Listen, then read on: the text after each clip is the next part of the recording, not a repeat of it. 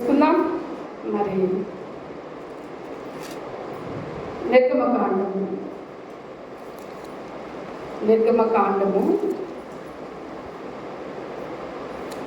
25వ అధ్యాయము.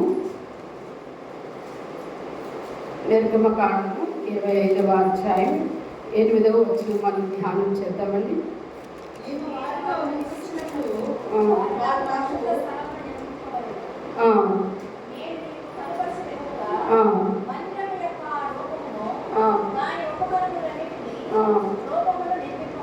చాలు చక్కటి మాటలు ఇక్కడ చెబుతున్నాడు.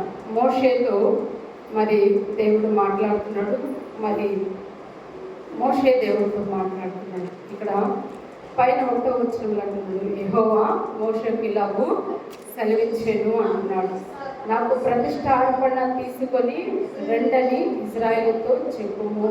మనపూర్వకంగా అర్పించు ప్రతి మనుషుని యొద్ద అని తీసుకొని తేవలను అంటున్నాడు. మీరు వారి యొద్ద తీసుకొనవలసిన అర్పణలు ఏవనగా బంగారు, వెండి, ఇత్తడి, నీల, ధూమ వర్ణములు, సన్నపు నార, మేక వెంట్రుకలు, ఎరుపు రంగు వేసిన పొట్టేళ్ల తోళ్ళు, సముద్ర వచ్చుల తోళ్ళను, తుమ్మకర్రలు, ప్రదీపమునకు తైలము, అభిషేకము, తైలమునకు పరిమళ ద్రవ్యములను, ధూపమునకు సుగంధ సంభారములు అంటున్నాడు. ఆత్మీయంగా ఇవన్నీ కూడా మనలో ఉండాలి. ఇవి మందిరములకు తేవాలి. ఎక్కడికి తేవాలి? మందిరములకు తేవాలి. మరి భౌతికంగా వాళ్ళు ఆ దినాలు ఇవన్నీ తీసుకొచ్చిన వాళ్ళు ఉన్నారు కదా. ఆత్మీయంగా ఇవన్నీ మనం సిద్ధపాటు చేసుకోవాలి. ఇవన్నీ కూడా సిద్ధపాటు చేసుకోవాలి. అయితే మన యొక్క అంశము, దేవుడు మనతో నివాసము చేస్తున్నాడు. ఏంటండి? దేవుడు మనతో నివాసము చేస్తున్నాడు. నివాసము చేస్తున్నాడు అనంటే ఉంటున్నాడు అని అర్థము. మళ్ళీ కూడా నేను చెబుతున్నాను, ఉంటున్నాడు అని అర్థం. ఉండలేదు అని అంటే నివాసం చేయడు. చెప్పడా మాట ఇక్కడ. సంఘములో ఉన్నాడు, మనలో ఉన్నాడు. ఎక్కడున్నాడు? సంఘములో ఉన్నాడు, మనలోనూ ఉన్నాడు. మనలో లేకపోతే ఆయన మాట చెప్పడు. నీ హృదయమే దేవుని యొక్క ఆలయమై ఉన్నది.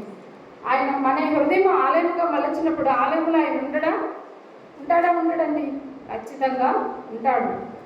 అందుకే ఇక్కడ ఈ యొక్క ఆలయంలో కూడా ఈ యొక్క ప్రతిష్టం కలిగిన మరి ప్రత్యక్షపు గుడారంలో కూడాను మరి నేను నివసిస్తాను అంటున్నాడు. మోషేతోనూ చెప్తున్నాడు. ఈరోజు మనతో కూడా చెప్తున్నాడు. మనతో కూడా ఇక్కడ చెప్తున్నాడు 8వ వచనంలో, నేను వారిలో నివసించినట్లు వారు నాకు పరిశుద్ధ స్థలమును నిర్మింపవలను అంటున్నాడు. చూడండి, పరిశుద్ధ స్థలము నిర్మింపవలను, వారిలో నివసించినట్లు. ఈరోజు మనలో నివసించాలనంటే మనలో కూడా ఏముండాలండి? పరిశుద్ధత ఉండాలి. మనలో కూడా ఏముండాలి? పరిశుద్ధత ఉండాలి. ఈ పరిశుద్ధత లేకుండా మనం ఎన్ని సంవత్సరాలు జీవించినా వ్యర్థం. 70 సంవత్సరాలు కానీ, 80 సంవత్సరాలు కానీ, 90 సంవత్సరాలు కానీ, ఎన్ని సంవత్సరములు జీవించినా వ్యర్థం. అది పరిశుద్ధత చాలా ప్రాముఖ్యత. ఏంటండి? పరిశుద్ధత చాలా ప్రాముఖ్యత. ఈ పరిశుద్ధత లేకుండా మనము దేవుని సన్నిధిలో కూడా మనం నిలబడలేము. అలా అంటే అనేకులు పరిశుద్ధులమ్మా అని అంటే పరిశుద్ధులుగా తీర్చబడడానికే దేవుని సన్నిధిలోకి రావాలంటున్నాడు కదా.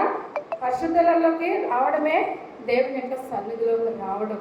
అందుకే మీరు పరిశుద్ధులై మిమ్మల్ని నేను పిలిచాను అన్నాడు. అమ్మ ఇంకొకరికి చైర్ వాళ్ళు, మీరు కాళ్ళు చైర్ మీద పెట్టుకోవాలి, ఏదైనా స్టూల్ మీద పెట్టుకోండి.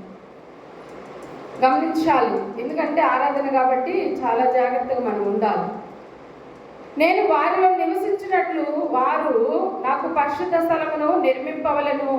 నేను నీకు కనుపరిచే విధముగా మందిరం యొక్క ఆ రూపము, దాని ఉపకరణములన్నిటినీ నిర్మింపవలను అంటున్నాడు. మందిరము రూపమును, దాని యొక్క ఉపకరణములన్నిటినీ నిర్మింపవలను అంటున్నాడు. మనం నిర్మించుకోవాలి. మన రూపం ఎలా ఉన్నదో కదా. ఎక్కడ మందిరము రూపము చూపిస్తున్నాడు. ఎలా కట్టాలి, ఏ విధంగా కట్టాలి, ఏ విధంగా డిజైన్ చేయాలి, ఏమేమి తేవాలి, ఎలాంటి వస్తువులు ప్రత్యేకంగా ఉండాలి అని చెప్పి మోషేకి తెలియపరుస్తున్నాడు. అయితే ఈరోజు మనలతో కూడా దేవుడు మాట్లాడుతున్నాడు. ఏం తెలియపరుస్తున్నాడంటే మనం చాలా చక్కగా ఒక ఇంటి వలె కట్టబడాలి. ఎలా కట్టబడాలి? ఒక ఇంటి వలె కట్టబడాలి. చాలా జాగ్రత్తగా మనము దేవుని చేతిలో చెక్కబడిన పిల్లలం కాబట్టి చాలా వినయ విధేయతలు కలిగిన వారంగా ఉండాలని కూడా దేవుడు ఇష్టపడుతున్నాం. మనం ఎలా పడితే అలా కట్టబడేదానికి మనము నోరు లేని మూగజీవులం కాదు, అలాగే మరి ఒక ఇటుకల వలె కాదు, ఒక ఇసుక వలె కాదు, మనుషులమే. మనలో ప్రాణం ఉన్నది. ప్రాణము కలిగిన దేవుడు మోషేతో మాట్లాడుతున్నాడు. మనలో కూడా ప్రాణం ఉంది కాబట్టి మనం కూడా చాలా చక్కగా మరి కట్టబడే జీవితంలో ఉండాలి, రూపించుకోవాలి. నా మందిరం ఇలా ఉండాలి, మోషే ఒక ప్రత్యేకంగా ఉండాలి. నా మందిరంలోకి అనేక మంది వస్తున్నారంటే నా తేజస్సు వాళ్ళు పొందుకోవాలి, నా మహిమను వాళ్ళు చూడాలి. నా మహిమలోకి వాళ్ళు రావాలని అంటే వాళ్ళు చాలా పరిశుద్ధత కలిగిన వాళ్ళుగా ఉండాలి. ఎలా ఉండాలి? చాలా పరిశుద్ధత కలిగిన వాళ్ళుగా ఉండాలి.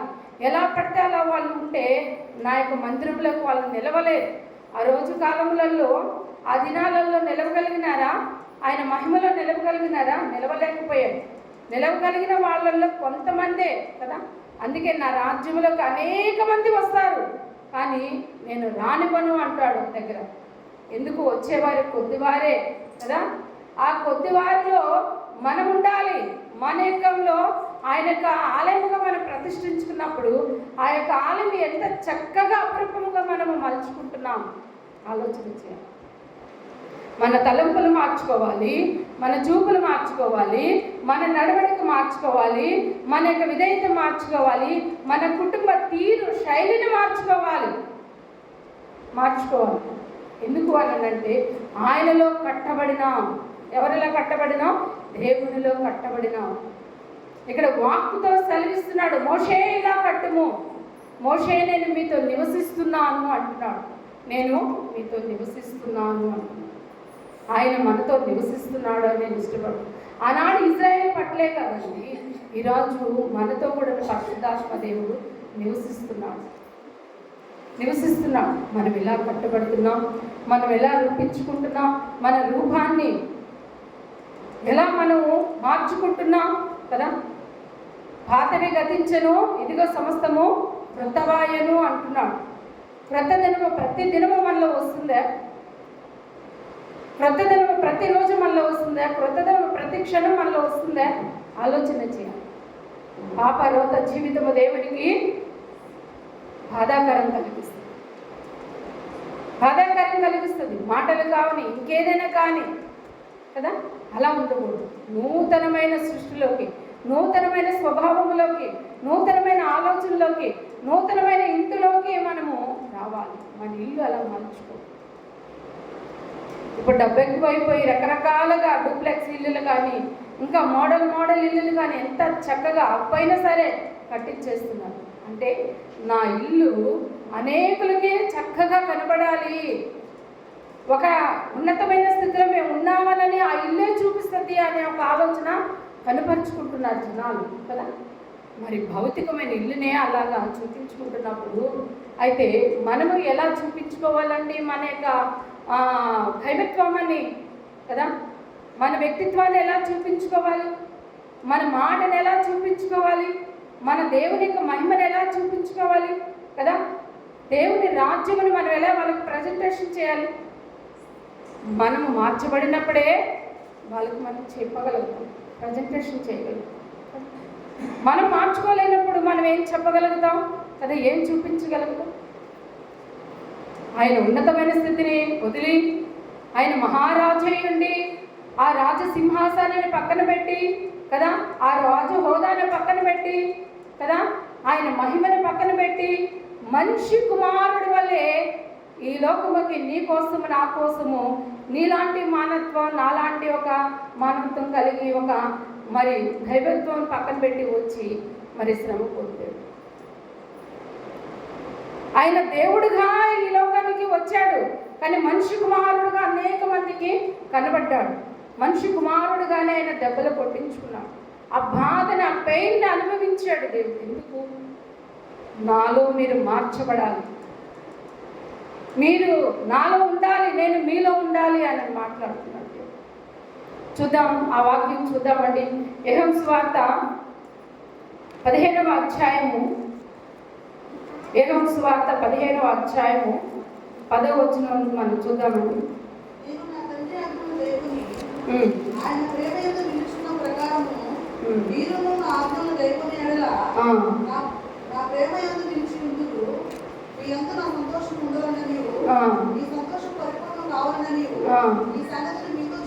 చాలమ్మా, మంచి మాటను ఇక్కడ అంటున్నాను.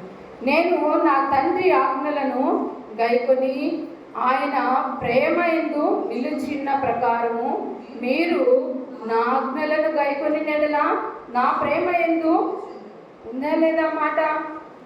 ఆయన నివసిస్తానంటున్నాడా లేదా? కదా, నివసిస్తానంటున్నాడు. ప్రేమ వ్యక్తపరుస్తానంటున్నాడు. అందుకే ఇందాక చెప్పాను, ఏదైనా ఒక దెబ్బ తగిలింది అని అంటే ఫస్ట్ భౌతికంగా ఏం పిలుపు వస్తుంది? అమ్మా నన్ను పిలుపు వస్తుంది. అమ్మకు మించిన ప్రేమ మన దేవుని ప్రేమ. ఏంటండి? అమ్మకు మించిన ప్రేమ మన దేవుని ప్రేమ.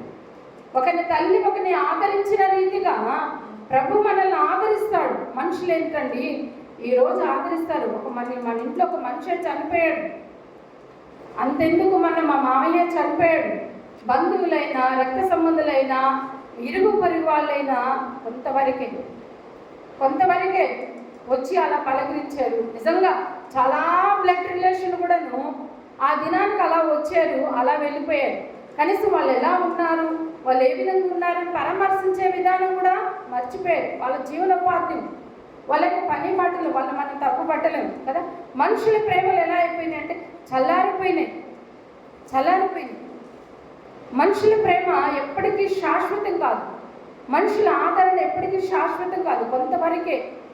కొంతవరకే ఆ సమయం, ఆ గంట, ఆ రోజు వరకే, లేదా ఒక నెల వరకు, 2 నెలల వరకు.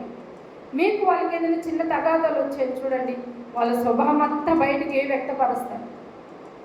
అది మనుషుల యొక్క నైజం. కానీ దేవుని నైజం, దేవుని యొక్క స్వభావం అలాంటిది కాదు. దేవుని ప్రేమ చాలా గొప్పది అనే అసలు వర్ణించేదానికి కూడాను అసలు చాలదు. ఆయన ప్రేమ అంత గొప్ప ప్రేమ మన కోసము, దారి కోసం. అందుకే కదా ఇక్కడ ఆ మాట అంటున్నాడు, చక్కటి మాటను మనకు తెలియపరుస్తున్నాడు. నేను నా తండ్రి ఆజ్ఞలను గైకొని ఆయన ప్రేమ యందు నిలిచి ఉన్న ప్రకారం. ఎవరి ప్రేమ యందు నిలిచి ఉన్నాడు? దేవుని ప్రేమ యందు నిలిచి ఉన్నాడు. దేవుని ప్రేమ యందు మాదిరి చూపిస్తున్నాడు. నేను ఆయనలో ఉన్నాను, ఆయన నాలో ఉన్నాడు. ఈరోజు నేను మీలో ఉన్నాను, మీరు నాలో ఉండాలి. నేను మీ మధ్య నివసిస్తున్నాను కదా. మోషేతో చెప్పాడు కదా మాట, ప్రత్యక్ష గుడారంలో నేను నివసించబోతున్నాను మోషే. నా మందిరములు ఇలా ఉండాలి, నా మందిరముకు కావలసిన వస్తువులు ఇలా ఉండాలి, చాలా శ్రేష్టమైనవి ఉండాలి, ఇలా రూపించాలి అన్నాడు. మీ హృదయమే దేవుని యొక్క ఆలయమై ఉన్నది. మనం ఎలా రూపించుకుంటున్నాం, తండ్రి ప్రేమ మనలో ఎలా ఉన్నది కదా. యేసు ప్రభు తండ్రిలో ఎలా ఉన్నాడు మాదిరి చూపిస్తున్నాం. నేను నా తండ్రి ఆజ్ఞలు గైకొని ఆయన ప్రేమ యందు నిలిచిన ప్రకారము మీరును నా ఆజ్ఞలను గైకొని నెడలా. గైకుంటున్నామా?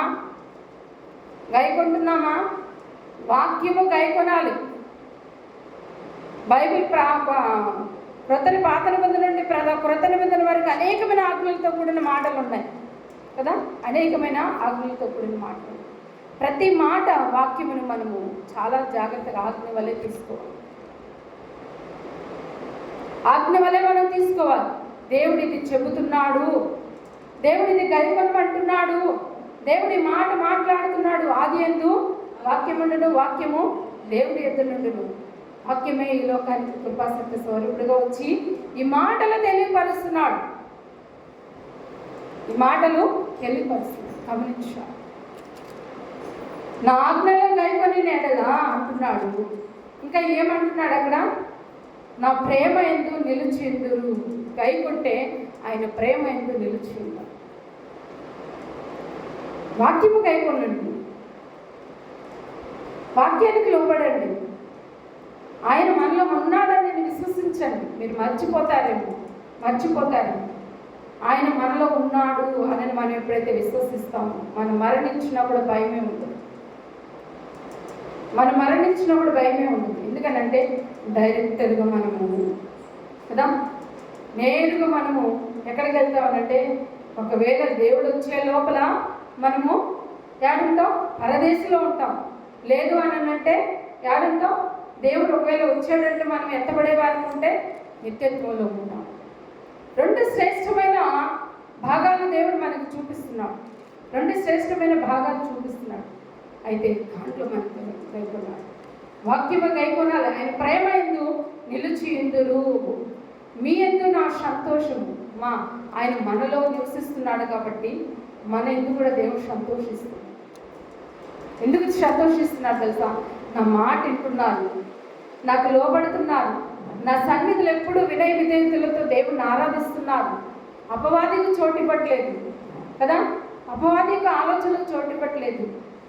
నిరంతరము వాళ్ళు స్తుతి యాగము నాకు అర్పిస్తున్నారు, వాక్యములో బలపడుతున్నారు, సహవాసంలో బలపడుతున్నారు కదా, ఎడతెగగా ప్రార్థన చేస్తున్నారు అని దేవుడు సంతోషించడా?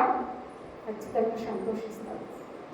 ఒక అమ్మ మనకు అన్నం పెడితేనే నాకు పరిపూర్ణమైన మనసుతో నాకు అన్నం పెట్టిందని సంతోషిస్తామే, మన తండ్రి కూడాను, మన తండ్రిని మనము, మన తండ్రి యొక్క ఆజ్ఞలను వాక్యమును మనం విన్నప్పుడు, గైకున్నప్పుడు తండ్రి కూడా సంతోషిస్తాను అంటున్నాడు. అందుకే మీ యందు నా యొక్క సంతోషము ఉండవలననియు, మీ సంతోషము పరిపూర్ణము కావాలననియు ఈ సంగతులు మీతో చెబుచున్నాను. ఈ సంగతులు మీతో చెబుచున్నాను. గైకున్నామా? మొదటి వచనం చదువుదాం. 15 మొదటి వచనం. నేను నిజమైన ద్రాక్షవల్లిని, నా తండ్రి వ్యవసాయకుడు, నాలో ఫలింపని ప్రతి తీగను ఆయన తీసి పారవేయును అంటున్నాడు. ఫలించు ప్రతి తీగ మరి ఎక్కువగా ఫలింపవాలని దానిలో పనికిరాని తీగలను తీసివేయను. చూస్తున్నారా? వింటున్నారా? ఆలకిస్తున్నారా? వాక్యము గమనించండి. నేను నిజమైన ద్రాక్షవల్లిని అంటున్నాడు. నిజములో అబద్ధం ఉంటుందా? అబద్ధం దాగి ఉంటుందా? ఎంత మాత్రము దాగి ఉంటుంది కదా. నిజం ఎప్పుడే, అబద్ధం ఎప్పుడే కదా. ఎన్ని సంవత్సరాలకైనా అది ప్రూవ్ అవుతుంది కదా. అయితే నేను నిజమైన ద్రాక్షవల్లిని, నా తండ్రి వ్యవసాయకుడు, పని చేస్తున్నాడు దేవుడు. 6 దినాలు పనిచేస్తాడా లేదా దేవుడు? భూమి ఆకాశాన్ని సృష్టించాడు కదా, జీవజలాలను సృష్టించాడు. కలుగును కాక అంటే కలిగినాయి. ఆయన చేతితో మన యొక్క రూపాన్ని ఆయన తయారు చేశాడు. నోటిక నాసిక రంధ్రములో నుండి జీవాత్మను ఊదాడు. ఎంత పని చేశాడో చూడండి, ఎంత డిజైన్ చేశాడో చూడండి. మనకు కావాల్సిన ఆహారం, మనకు కావాల్సిన భూమి, మనకు కావాల్సిన పంట, మనకు కావాల్సిన శ్రేష్టమైనది వస్త్రాలు కానీ ఏదైనా కానీ ఫుడ్ కానీ పరిపూర్ణంగా దేవుడు ఇవ్వాలని ఆయన ఎంతో కష్టపడ్డాడు. వ్యవసాయకుడుగా పని చేశాడు మన దేవుడు. అయితే మనం ఏం పని చేస్తున్నామండి? చెప్పండి, మనం ఏం పని చేస్తున్నాం? నేను నిజమైన ద్రాక్షవల్లిని, నా తండ్రి వ్యవసాయకుడు అంటున్నాడు. ఆయన మన కోసం పని చేసినప్పుడు మనం ఏం పని చేస్తున్నాం? మనం చేసే పని ఏంటి తెలుసా? వ్యర్థమైన చూడడం కదా, వ్యర్థమైన మాటలకు తావివ్వడం, వ్యర్థమైన స్నేహాలకు మనం ఉండడం కదా, లోకం ముచ్చటలకు మనం తావివ్వడం, అనేకమైన వాటలకు తావివ్వడం. ఇవి మనం వ్యర్థమైన చేస్తున్నాం మన జీవనోపాధంతో పాటు. ఒకవేళ మనం ఎక్కడైనా ఉద్యోగాలు చేస్తున్నా, ఎక్కడైనా మనం బిజినెస్లు చేస్తున్నా, వ్యాపారాలు చేస్తున్నా, ఇంకేదైనా పోతున్నా, అక్కడ కూడా మన సంభాషణ ఎలా ఉంటుందో కూడా ఆలోచన చేయాలి. ప్రతి దానిని పరిశీలన చేసుకోవాలి మన జీవితం. అందుకే వ్యర్థమైన ప్రతి మాటకు అంటున్నాడు, అది మంచివైనను సరే, చెడ్డవైనను సరే, తీర్పు దినములోకి వస్తాయి అంటున్నాడు. ఎక్కడికి వస్తాయంట? తీర్పు దినములోకి వస్తాయి అంటున్నాడు. తీర్పు దినాన మనం లెక్క ఒప్పచెప్పవలసిన ప్రతిదీ కూడా ఉన్నది అని అంటున్నాడు. అందుకే నేను నిజమైన ద్రాక్షవల్లిని, నా తండ్రి వ్యవసాయకుడు, నాలో ఫలింపని ప్రతి తీగను ఏం చేస్తాడు? ఆయన తీసి పారవేయను అంటున్నాడు కదా. అసహించుకునే దాన్ని మనం దేంతో తీసి పాడేస్తాం? చెప్పండి, మీరే చెప్పండి. అసహించుకునే దాన్ని మనం దేంతో? ఎడమ చేతితో అలా తీసుకొని అలా పడేస్తామా లేదా? అలా తీసి అలా పడేస్తాం. ఈ చేతితో ముట్టుకుంటాం, ఈ చేతితో ముట్టుకో. ఎందుకు తెలుసా? ఈ చేతితో అన్నం తింటాం. ఏం తింటాం? అన్నం తింటాం. అందుకని కుడి చేతితోనే మనము అలాంటివి అసహ్యమైనవి ముట్టుకోం. అందుకే ఆశీర్వదింపబడిన వారులారా రండి, మీరు లోనికి రండి, మీకు కుడి చేతి పక్కన నిత్య నివాస స్థలాలు, ఆశీర్వాదాలు మీరు పొందుకోండి.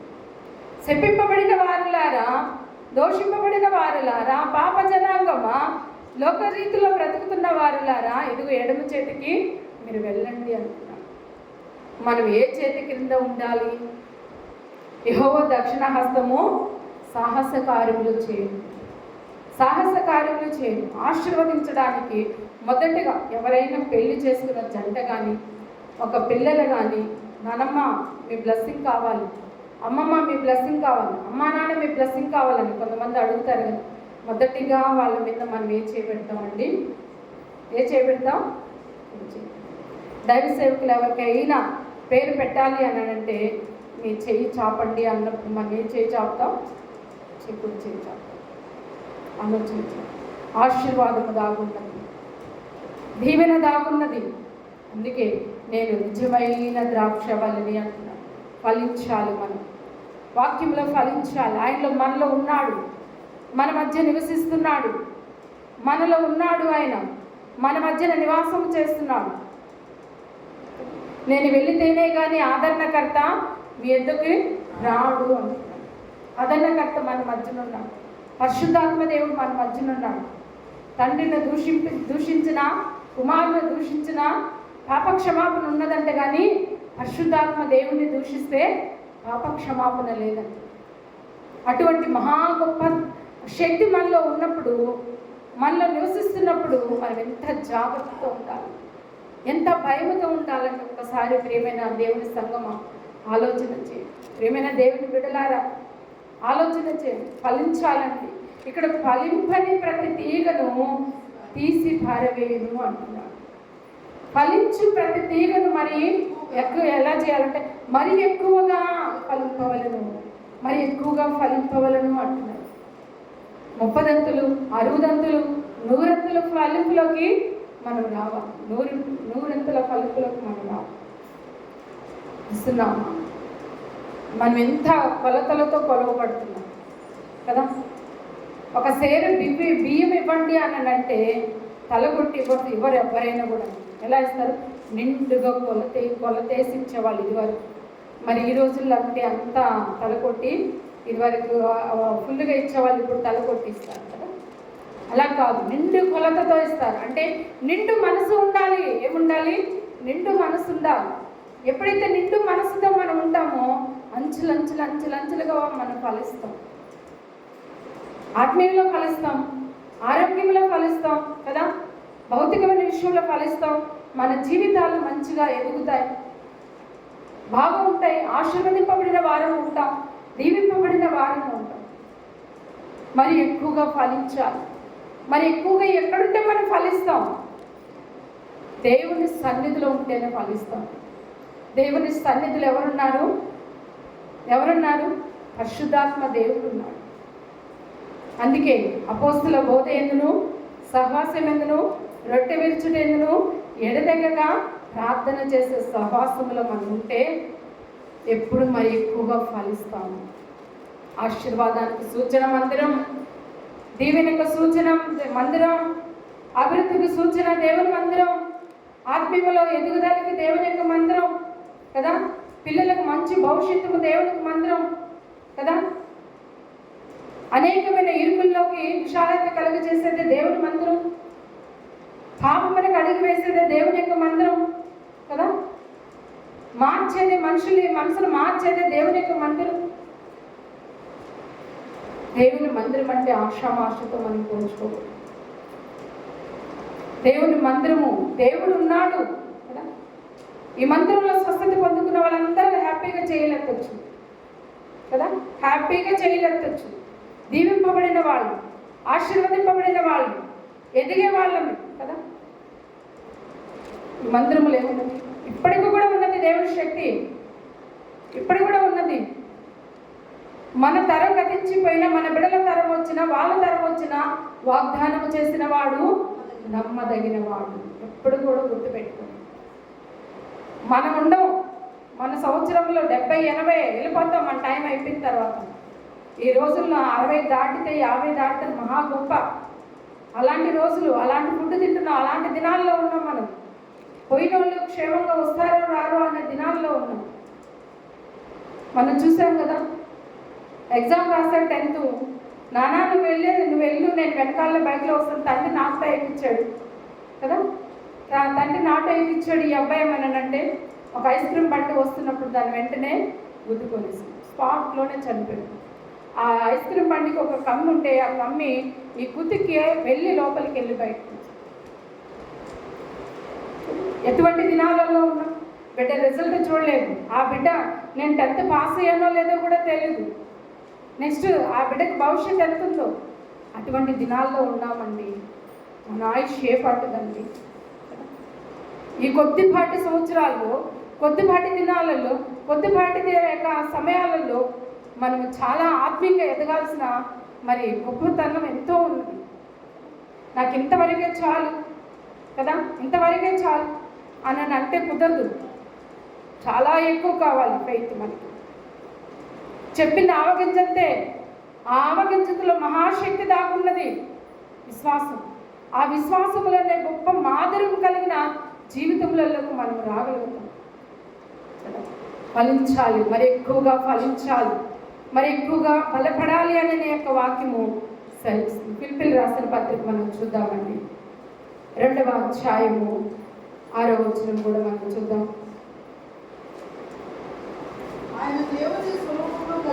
ఆయన దేవుని స్వరూపము కలిగిన వాడే ఉండి దేవునితో సమానముగా ఉండుట విడిచిపెట్టకూడని భాగ్యమని ఎంచుకొనలేదు, కానీ మనుషుని పోలికగా పుట్టి దాసుని స్వరూపమును ధరించుకొని తను తానే రిక్తులుగా చేసుకొనిను. చూడండి ఎంత మంచి మాట చెబుతున్నాడు. దేవుని యొక్క వాక్యం ఎంత మర్మంతో కూడిన విధానం. అందుకే కదా మన కోసము దేవుడు ఎంతో త్యాగం చేశాడని చెప్పాను నేను ఇందాక కదా. ఆయన దైవత్వముని, ఆయన రాజ్యరకముని, ఆయన రాజ్యరకం కలిగిన సింహాసనాన్ని పక్కన పెట్టాడు. మన కోసము రిక్తుడుగా, దాసుడుగా, మనిషిని పోలికగా వచ్చాడు. మనము పొందవలసిన శ్రమలన్నీ తండ్రి మన కోసం పొందాడు. ఎంత గొప్ప త్యాగం చేశాడు. అమ్మకు మించిన ప్రేమను చూపాడు దేవుడు. అందుకే ఇక్కడ ఆ మాట అంటున్నాడు, చక్కటి మాట. ఆయన దేవుని స్వరూపము కలిగిన వాడే ఉండి, దేవుని స్వరూపము కలిగిన వాడే ఉండి దేవునితో సమానముగా ఉండుటకు విడిచిపెట్టకూడని భాగ్యమని ఎంచుకొనలేదు అంటున్నాడు. ఎంచుకొనలేదు కానీ అంటున్నాడు. ఎంత గొప్ప భాగ్యము దేవుడికి ఉన్నది కదా. ఎందుకు విడిచిపెట్టి వచ్చాడు తెలుసా? అలాంటి మహిమ, అలాంటి స్థితిలో, అలాంటి రాజ్యములో మరి నీవు నేను ఉండాలని మరి ఆ రాజ్యాన్ని విడిచి కొత్త పెరుడు మన కోసము ఆయన లోకంలోకి వచ్చి నివాసం చేశాడు. పగలు మేఘ స్తంభముగా, రాత్రి అగ్ని స్తంభముగా ఇజ్రాయేలుతో ఉన్నాడు. వాళ్ళు ఎక్కడైతే ప్రత్యక్ష గుడారాలు వేస్తూ వచ్చారో కదా, అక్కడంతా నివాసం ఉండేది కదా. ఎక్కడైతే ఉన్నారో వాళ్ళు అక్కడ దేవుడు తోడుగా ఉన్నాడు. దేవుడు తోడుగా ఉన్నాడు. సొలొమోను మందిరం కట్టిన తర్వాత అక్కడ మందిరంలో దేవుని యొక్క తేజస్సు నిలిచినది కదా. ప్రార్థన చేశారు. సొలొమోను ఎంత వినయవిధేలతో ప్రార్థన చేశాడు. ప్రార్థన చేసిన ఆ ప్రార్థన దేవుడు ఎంతో ఇష్టపడ్డాడు. క్షమించుటకు దేవుడు సిద్ధ మనసు కలిగిన వాడు, ప్రేమించుటకు ఆప్తుడు కలిగిన దేవుడు, ప్రేమ కలిగిన దేవుడు కదా. ఆదరించుటకు తల్లి ప్రేమను చూపే దేవుడు కదా. నడిపించుటకు తండ్రిగా నిలిచే దేవుడు. ఆయన ఒక్కసారి మనం చేపట్టుకుంటే మనం మరణించేంత వరకు ఆయన మనం వదిలేస్తే తప్పిదే. మనం ఎన్నిసార్లు వదులుతున్నాం, ఎన్నిసార్లు దేవుని బాధ పెడుతున్నాం కదా. పేదవాడికి అప్పిస్తే ఎవరికి ఇచ్చినట్టంటే దేవునికి అప్పించినట్టు. అంటే ఇప్పుడు పేదవాళ్ళని మనం అవమానిస్తే ఎవరిని అవమానించినట్టు? దేవుని అవమానించు. పేదవాళ్ళని అసహించుకుంటే దేవుని అసహించుకున్నాడు. వింటున్నారా? మీరు గమనిస్తున్నారా? మనమందరం ఐశ్వర్యవంతులం కాదు, మనమందరమే ధనికులం కాదు, మనమందరమే పేదవారమే. మనమందరము కూడా పేదవారమే. దేవుని సన్నిధిలో మనమందరం ఏకత్వం కలిగిన వారమే. మనలో ఆయన నివసిస్తున్నాడు. ఆ సంగతి మనము మరచిపోకూడదు మనం. అందుకే దాసుని స్వరూపము ధరించుకున్నాడు. మంచి ప్రేమను ధరించుకొని ఈ యొక్క లోకానికి వచ్చాడు. యేసుక్రీస్తు 5వ వచనం నుంచి యేసుక్రీస్తునకు కలిగిన ఈ మనసు మీరును కలిగి ఉండుడి అంటున్నాడు. చూడండి, యేసుక్రీస్తుకు కలిగిన మనసు మీరును కలిగి ఉండండి. యేసుక్రీస్తుకి ఏం మనసు ఉందండి? క్వశ్చన్ వేసుకోండి. ఎలాంటి మనసు ఉంది? ఎలాంటి యొక్క పరిస్థితి ఆయన కలిగి ఉన్నాడు కదా? ప్రేమ కలిగిన వాడు. గద్దించే దగ్గర గద్దించాడు, ప్రేమించే దగ్గర ప్రేమించాడు, త్యాగం చేసే దగ్గర త్యాగం చేశాడు, స్వస్థపరిచే దగ్గర స్వస్థపరిచాడు. దేవుడు మార్గం చూపాడు, పాప క్షమాపణ కలుగజేశాడు, రక్షణ ఇచ్చాడు, కృపనిచ్చాడు, ఆదరణిచ్చాడు. లాజరు చనిపోతే వాళ్ళ అక్క చెల్లెలు ఏడుస్తున్నప్పుడు కదా, ఆయన కూడా వాళ్ళతో పాటు కన్నీరు కార్చాడు, ఏడ్చాడు. ఎన్ని చేశాడు దేవుడు. ఆయన ఉంటేనే కదా అన్ని చేశాడు. ఆయన ఉంటేనే కదా అంతా పొందుకున్నారు ఆనాటి ప్రజలు. ఈరోజు కూడా మనం కూడా అదే కలిగి ఉన్నాం. ఈరోజు నువ్వు బాధపడుతుంటే నీ పక్కన కూర్చొని ఉన్నాడు దేవుడు. బాధపడబాకు అని తన వాక్యముతో నీతో మాట్లాడుతున్నాడు. వేదన పొందబాకు అని నేను మాట్లాడుతున్నాడు. మీరే చెప్పండి, మీ యొక్క కంటిలో ఒక్క కన్నీటి కొట్టి రాలిస్తే దేవుడు ఊరుకుంటాడండి? ఊరుకుంటాడా? మరుక్షణమో మరొక దినమో ఆ సమయమో ఆ దినమో దేవుడు ఖచ్చితంగా దేవుడు గొప్ప కార్యం చేస్తాడు. నేను చాలా రుచి చూశాను. ఎన్నో రోజులు నేను చాలా గొప్ప కార్యాలు చూశాను. ఇప్పటికి కూడా, మొన్నటి కూడా నేను అదే చూశాను. నాకు ఏది కావాలన్నా సరే, వ్యక్తిగతంగా కానీ కుటుంబంలో కానీ, నేను ఒక కన్నీటి కొట్టి రాల్చిన వెంటనే దేవుడు పక్క రోజు కల్లా దేవుడు ఆ కార్యం చేసేవాడు. అనుభవించి చెబుతున్నా, అనుభవించకుండా మనం ఇక్కడ ఉండి ఏది మాట్లాడకూడదు. అనుభవం లేని మాటలు మనం చెప్పకూడదు. అనుభవించి చెబుతున్నాం. కన్నీటి ప్రార్థనకి దేవుడు జవాబిస్తాడు. అంటే మన పక్కన మనలో ఎవరున్నారు? దేవుడు ఉన్నాడు. దేవుడున్నాడు, చూస్తున్నాడు. దేవుడు జవాబిస్తాడు. తగిన సమయంలో దేవుడు సహాయం చేస్తాడు. అందుకే క్రీస్తు యేసుకు కలిగిన మనసు మీరును కలిగి ఉండండి అంటున్నాడు. క్రీస్తు యేసుకు కలిగిన మనసు. క్రీస్తు మనసు మనలో ఉన్నదా కదా? క్వశ్చన్ వేసుకోండి. నేను పౌలు చెబుతున్నాడు, క్రీస్తును పోలి నేను నడుచుకున్న ప్రకారము మీరు నన్ను పోలి నడుచుకోండి అని అంటున్నాడు. నా వంటి ప్రవక్త మీలో పుట్టునని మోషే చెబుతున్నాడు. ఇస్సాకులో యేసు ప్రభును చూడొచ్చు, మోషేలో యేసు ప్రభును చూడొచ్చు, యాకోబులో అబ్రహాము నా స్నేహితుడు అన్నాడు, దానియేలు బహుప్రియుడు అన్నాడు, దావీదు నా హృదయానుసారుడైన దావీదు అన్నాడు, పౌలుని నా శ్రమల నిమిత్తం ఏర్పాటు చేసుకొని ఉన్నాను అన్నాడు. ఎన్ని మాదిరికరమైన మాటలు చెబుతున్నాడు కదా దేవుడు. ఇక్కడ కూడా నీ సంఘానికి కూడా మాట చెప్తున్నాడు. క్రీస్తు యేసుకు కలిగిన మనసు మీలో ఉండండి. ఎందుకు ఆ మనసును మీరు చెరుపుకుంటున్నారు? ఎందుకు ఆ మనసును మీరు పక్కన పెడుతున్నారు? మీరు దేవుని పిల్లలు, మీరు దేవుని యొక్క వాక్యం వింటున్నారు, దేవుని వాక్యం నిరంతరము చదువుతున్నారు కదా. విశ్వాసం ఉంది, నమ్మకం ఉంది, ప్రేమ ఉంది. అవన్నీ మనం ఎందుకు పక్కన పెడుతున్నాం? పక్కన పెట్టబాకండి. అవన్నీ అభివృద్ధి చెందనియండి. అభివృద్ధి చెందుతున్నానంటే క్రీస్తు మనసు నీలో ఉన్నది. ఎవరిలో ఉన్నది? నీలో ఉన్నది, నాలో ఉన్నది. దేవుడు మనలో నివాసము చేస్తున్నాడు. దేవుడు మనలో ఉన్నాడు. మన దేవుడిని బయటికి పంపిస్తామా? దేవుడి బయటికి? దేవుని దూత కూడా మనలో ఉన్నది, పక్కన ఉన్నది కదా.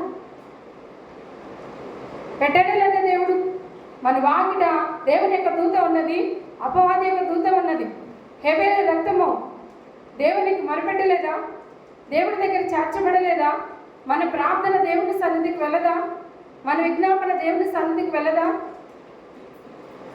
దేవుడు మనకు మాదిరి చూపించాడు కదా. ఎందుకు అవన్నీ మనం పక్కన పెడుతున్నాం? గమనిస్తాం. దేవుని మనసు కలిగి ఉంటాం. ఎవరి మనసు? దేవుని మనసు కలిగి ఉంటాం. దేవునికి విధేయులే మనం జీవిస్తాం. 6వ వచనం కంటిన్యూషన్ చేస్తాం. ఆయన దేవుని స్వరూపమును కలిగిన వాడేంటి? దేవునితో సమానముగా కానీ విడిచిపెట్టకూడని భాగ్యమని ఎంచుకొనలేదు కానీ మనిషిని పోలికగా పుట్టి, ఆగుదాం. ఎవరి పోలికగా పుట్టాడు దేవుడు? మనిషి పోలికగా పుట్టాడు. ఎవరి పోలికతో మనల్ని తయారు చేసుకున్నాడు? ఆదికాండం మీరు చదవండి 2వ అధ్యాయంలో. ఆయన పోలిక చొప్పున మనల్ని తయారు చేస్తున్నాడు. ఆయన పోలిక చొప్పున తయారు చేసుకున్నాడు. మన పోలిక చొప్పున ఆయన ఈ లోకానికి వచ్చాడు. అయితే ఇప్పుడు ఎవరితో మనం సంబంధం కలిగి ఉండాలి? ఎవరి స్వరూపము మనలో ఉన్నది? దేవుని స్వరూపం ఉన్నది కదా. ఇప్పుడు దేవుని స్వరూపంతో మనలో ఉన్నప్పుడు మనం అపవాదికి మనసిస్తామా? అపవాది యొక్క రూపం మనం పొందుకుంటామా? నా యొక్క ప్రత్యక్ష మందిరం మంచిగా రూపించాలి మోషే అంటున్నాం. రూపించాలి మోషే అంటున్నాడు. నేను వీటిలో నివాసము చేస్తున్నాను అంటున్నాడు. నేను ఉండబోతున్నాను అన్నాడు. అక్కడ ఇశ్రాయేలు ప్రజలతో ఉన్నాడు.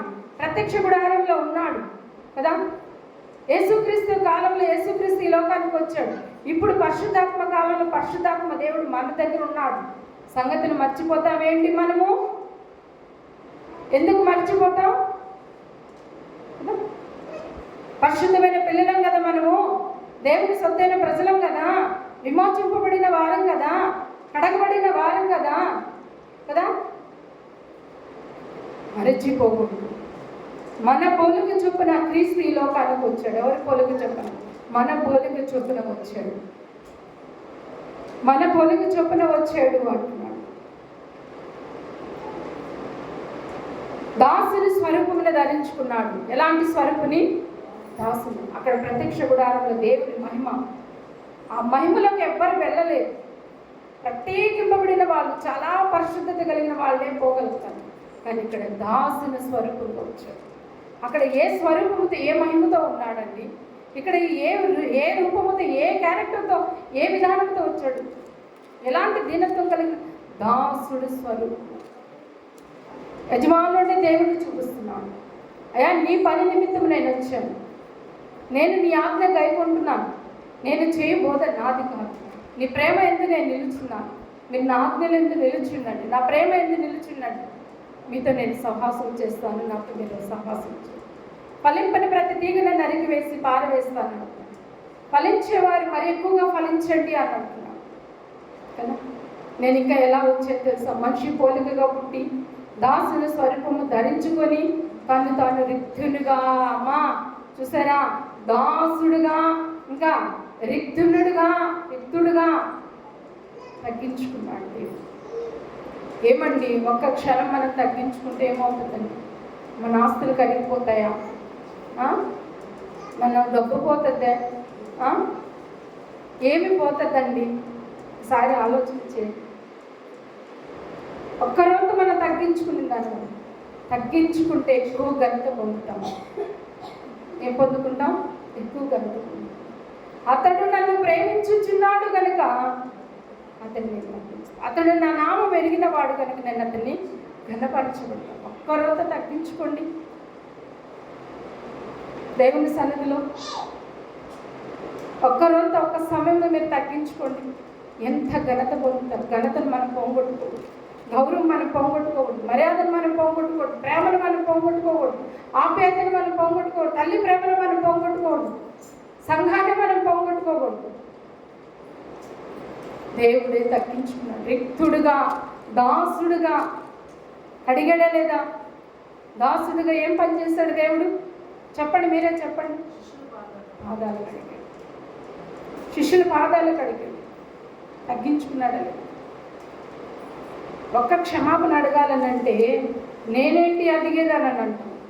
ఒక మాట చెప్పండి అని నేనేంటి చెప్పేది అని అంటాం. నేనేంటి తగ్గించుకునేది అని అంటాం.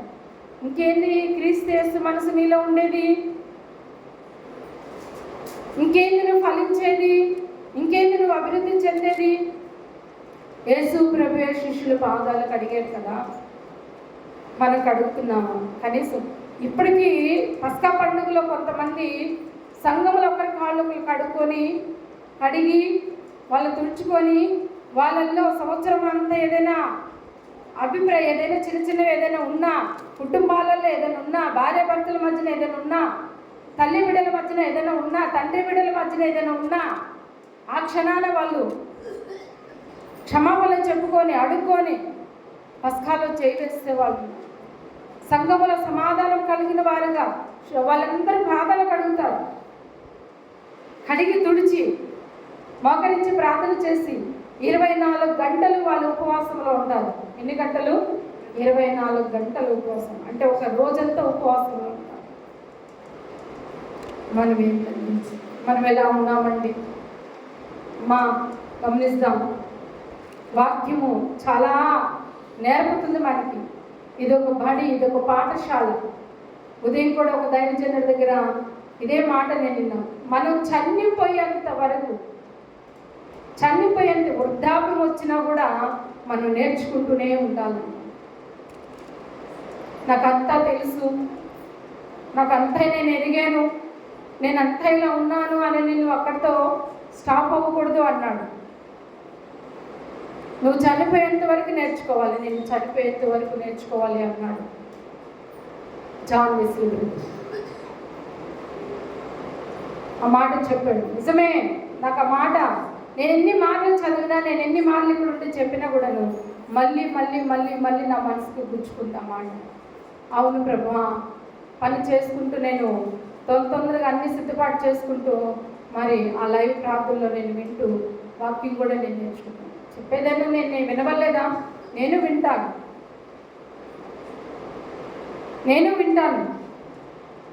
గుచ్చుకున్నప్పుడు నిజమే, నా బ్రతుకు దినములన్నీ నేను నేర్చుకోవాలి ప్రభా, నా బ్రతుకు దినములన్నీ నేను నేర్చుకోవాలి, ఎరగాలి, దాసుడుగా ఉండాలి, దాసురాలుగా ఉండాలి, తగ్గించుకోవాలి, తగ్గింపగలిగిన ప్రాంతంలో ఉండాలి.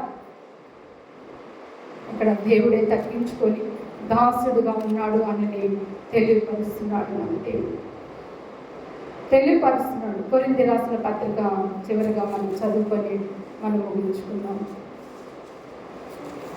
కొరింథీ రాసిన 2వ పత్రిక 13వ అధ్యాయము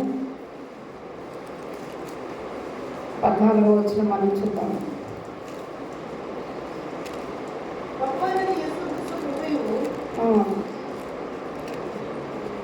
చదవమ్మా. ప్రభు అయిన యేసుక్రీస్తు కృపయు, దేవుని ప్రేమయు, పరిశుద్ధాత్మ సహవాసము మా మీ అందరికీ తోడే. వచ్చిందా దేవుని వాక్యము కదా?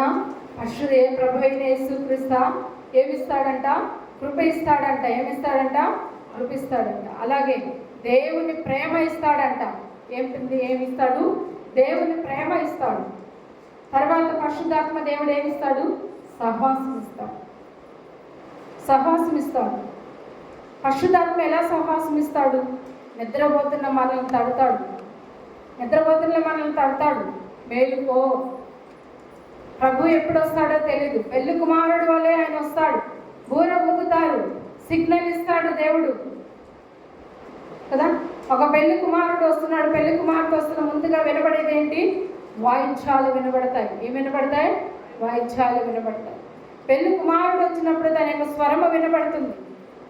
పెళ్లి కుమారుడు వస్తున్నాడు. ఆత్మలో మెలకువ లేనప్పుడు, నిద్ర మధ్యన శోధనలో మనం ఉంటే మనం ఎక్కడుంటాం? తర్వాత నిత్య నరకంలో ఉంటాం. ఎక్కడుంటాం?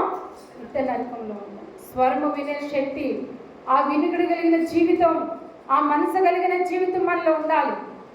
యేసుక్రీస్తు కృప ఇస్తున్నాడు, దేవుని ప్రేమ ఇస్తున్నాడు, పరిశుద్ధాత్మ దేవుడు సహవాసం ఇస్తున్నాడు. అమ్మా, ఇక్కడ వార కూడి క్రమాలు జరుగుతున్నాయా లేదా? జరుగుతున్నాయి కదా. వార కూడి క్రమాలకి ఎంతమంది హాజరవుతున్నారు? ఏ కూడికైనా సరే ఎంతమంది హాజరవుతున్నారు? చేతులెత్తండి. ఆదివారం కానీ, బుధవారం కానీ, స్త్రీ పరీక్షలు కానీ, దేనికైనా కానీ కదా. ఎంతమంది ఎత్తుతున్నారు? ఎంతమంది ఉన్నారు కదా? సహవాసంలో, పరిశుద్ధాత్మ సహవాసంలో మనం ఉన్నప్పుడు మనకేమిస్తాడు? ఆత్మ ప్రేరేపణ ఇస్తాడు. కనబడాలి దేవుని సన్నిధిలో. కనబడదామా దేవుని సన్నిధిలో? ఉందామా దేవుని సన్నిధిలో? రావాలి. సమయం ఉంది. మీరు ఉద్యోగాలు చేసుకున్నప్పుడు నేను చెప్పట్లేదు, వ్యాపారాలు చేసుకున్నప్పుడు, పనులకి వెళ్ళినప్పుడు నేను చెప్పట్లేదు. ఇళ్ళ కాడున్నప్పుడు గడపండి. అది మీకు, మీ కుటుంబాలకి క్షేమం, మీకు, మీ కుటుంబాలకి ఆశీర్వాదం. దగ్గరుండి కూడా మీరు రాకుండా ఇళ్లలో ఉండదు. దయచేసి రండి, మీరు దేవుడి సమయంలో గడపండి. అంతకన్నా బ్లెస్సింగ్స్ ఇంకోటి లేదు. అందుకే ఇక్కడ అంటున్నాను, పరిశుద్ధాత్మ సహవాసము మీ అందరికీ తోడై ఉండును గాక. మనందరికీ తోడై ఉంటుంది.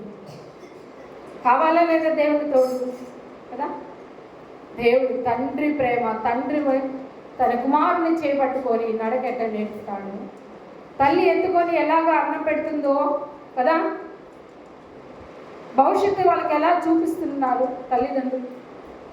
ఒక బాధ్యతతో దేవుని యొక్క వాక్యము, దేవుడు అంత బాధ్యతతో మనల్ని ముందుండి నడిపిస్తున్నారు. ఇప్పుడు కృప కావాలి, ప్రేమ కావాలి, సహాసం కావాలని. పరిశుద్ధాత్మ సహాసం కావాలి. అపోస్తుల బోధ ఎందును, సహాసం ఎందును, రొట్టె విరుచుట, ప్రార్థన చేయట, ఎడతెగగా ఉండే సహాసంలో మనం బలంగా ఆశీర్వదింపబడిన వారు ఉన్నారు. దేవుడి వాక్యము ప్రభు మన యొక్క వీటిల్లో దేవుడు దీవించునుగాక. ప్రార్థన చేసుకొని మనం ముందుకు వెళ్దామండి.